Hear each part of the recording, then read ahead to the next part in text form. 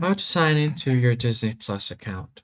The very first thing you have to do is open up your web browser and simply search for Disney Plus.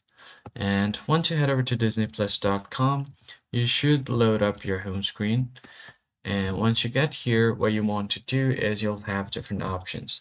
So if you are new to Disney Plus, you can sign up to Disney Plus only, or if you already have an account, you can simply tap on the sign in option or the login option at the top right.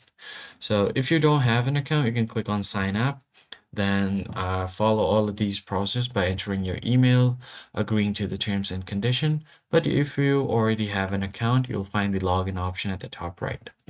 Simply enter your email right here and then click on continue.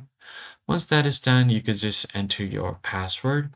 And once you have entered your password, what you could do is if you want to double check your password, you could just tap on the eye icon at the right side of your password box and you could reveal your password from there. And if you've somehow forgotten your password, you can click on the forgot password option to recover your Disney Plus account.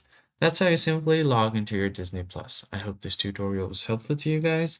I'll see you on the next one.